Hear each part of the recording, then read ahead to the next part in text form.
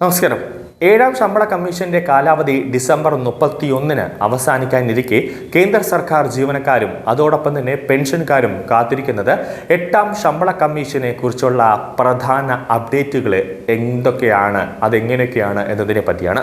കഴിഞ്ഞ 24 മണിക്കൂറിനുള്ളിൽ ഗൂഗിൾ ട്രെൻഡുകളിൽ ഏറ്റവും കൂടുതൽ തിരഞ്ഞ വാക്യങ്ങളിൽ ഒന്നാണ് എട്ടാം ശമ്പള കമ്മീഷൻ ഫിറ്റ്മെന്റ് ഘടകം. ശമ്പള കമ്മീഷന്റെ ശുപാർശകൾ നടപ്പിലാക്കി കഴിഞ്ഞാൽ സർക്കാർ ജീവനക്കാരിലും പെൻഷൻകാരിലും ശമ്പളം വർദ്ധിക്കും. അതിനാൽ തന്നെ സർക്കാർ ജീവനക്കാരുടെ ശമ്പളവും പെൻഷനും യഥാർത്ഥത്തിൽ എത്രത്തോളം ഉയരും എന്നതിനെ പറ്റിയാണ് എല്ലാവരുടെയും ചർച്ച ഇപ്പോൾ നടക്കുന്നത്. മിക്ക കേന്ദ്ര സർക്കാർ ജീവനക്കാർക്കും എട്ടാം ശമ്പള കമ്മീഷന്റെ താല്പര്യം വിശാലമായി രണ്ട് കാര്യങ്ങളെ ചുറ്റിപ്പറ്റിയാണ്. ഒന്ന്, ശുപാർശകൾ നടപ്പിലാക്കുന്നതിനുള്ള സമയപരിധി. രണ്ട്, ശമ്പളത്തിന്റെയും അതോടൊപ്പം തന്നെ പെൻഷൻ വർധനവിന്റെയും വ്യാപ്തി. ഈ രണ്ട് ചോദ്യങ്ങളുടെയും കേന്ദ്രത്തിൽ ഒരൊറ്റ സംഖ്യ ഉണ്ട്.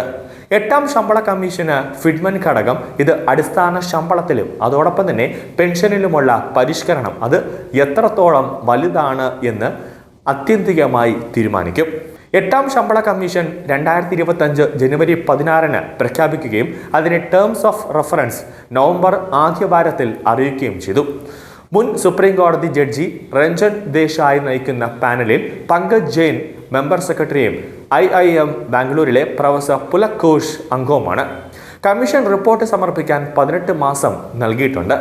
അതായത് 2027 ഏപ്രിൽ മെയ് മാസത്തിനുള്ളിൽ ശുപാർശകൾ സമർപ്പിക്കാൻ സാധ്യതയുണ്ട്. അതിനുശേഷം അവ നടപ്പിലാക്കാൻ സർക്കാർ 6 മുതൽ 7 മാസം വരെ എടുത്തേക്കാം. 2027 അവസാനമോ 2028 തുടക്കത്തിലോ ഇത് നടപ്പിലാക്കാൻ സാധ്യത ഉണ്ടെന്നാണ് സൂചിപ്പിക്കുന്നത്. എട്ടാം ശമ്പള കമ്മീഷൻ ഫിറ്റ്മെന്റ് ഘടകം എന്നത് കുറച്ചു കാലമായി സർക്കാർ ജീവനക്കാർ ഏറ്റവും കൂടുതൽ തിരഞ്ഞ പദങ്ങളിൽ ഒന്നാണ്. കഴിഞ്ഞ 24 മണിക്കൂറിനുള്ളിൽ ഗൂഗിൾ ട്രെൻഡുകളിൽ ഇത് കുതിച്ചുയരുകയാണ്. അടിസ്ഥാന ശമ്പളവും അതോടൊപ്പം തന്നെ പെൻഷൻ പരിഷ്കരിക്കാൻ ഉപയോഗിക്കുന്ന ഗുണിതമാണ് ഫിറ്റ്മെന്റ് ഘടകം. ഈ സംഖ്യയിലെ ഒരു ചെറിയ മാറ്റം പോലും പ്രതിമാസ ശമ്പളത്തിലും DA ലിങ്ക്ഡ് വർധനവിലും വിരമിക്കൽ ആനുകൂല്യങ്ങളിലും വലിയൊരു വ്യത്യാസത്തിന് ഒരു കാരണമായി വരാൻ ഉണ്ട്. അതുകൊണ്ടാണ് എട്ടാം ശമ്പള കമ്മീഷന്റെ മുന്നോടിയായി ഇത് ഏറ്റവും വലിയ ഒരു ചർച്ചാ വിഷയമായി കേന്ദ്ര സർക്കാർ ജീവനക്കാരുടെ ഇടയിലേക്ക് മാറിയിരിക്കുന്നത്. റിപ്പോർട്ടുകളും മാർക്കറ്റ് എസ്റ്റിമേറ്റുകളും നിലവിൽ വിശാലമായ ഒരു ശ്രേണി നിർദ്ദേശിക്കുന്നുണ്ട്. ചില പ്രവചനങ്ങൾ ഫിറ്റ്മെന്റ് ഘടകം 1.83-നും 3.3-നും ഇടയിൽ ആയിരിക്കുമെന്നാണ്. പല എസ്റ്റിമേറ്റുകളും 2.28-നും 2.86-നും ഇടയിൽ ചെയ്യുന്നു. ഏഴാം ശമ്പള കമ്മീഷന്റെ ഫിറ്റ്മെന്റ് ഘടകം 2.57-ന് അപേക്ഷിച്ച് ഇത് സ്വാഭാവികമായും കൂടുതൽ കുതിച്ചുചാട്ടത്തിന്റെ പ്രതീക്ഷകൾക്ക് ആക്കം കൂട്ടുന്നുണ്ട്. National council joint consultative machinery ഉൾപ്പെടെയുള്ള ജീവനക്കാരുടെ യൂണിയനുകൾ അവരുടെ ശമ്പളത്തിൽ ശബ്ദമുയർത്തിയിട്ടുണ്ട്.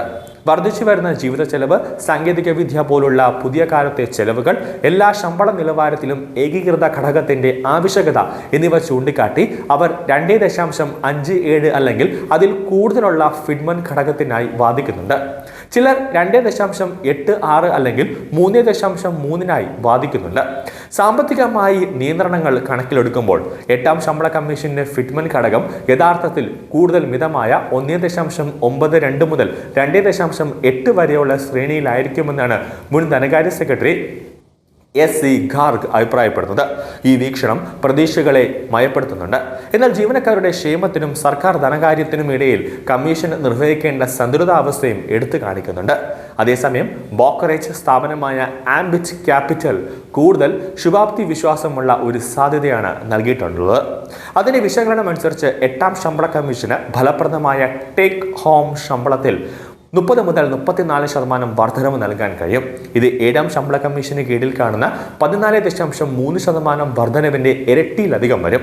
ആറാം ശമ്പള കമ്മീഷന് കീഴിൽ 7,000 രൂപ അടിസ്ഥാന ശമ്പളം അത് ഏകദേശം 15,750 രൂപ ശമ്പളമായി മാറും.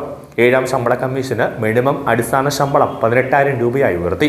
എന്നാൽ DA അത് പുനഃക്രമീകരണം കാരണം ഫലപ്രദമായ വർധനവ് ഏകദേശം 14.3% മാത്രമായിരുന്നു.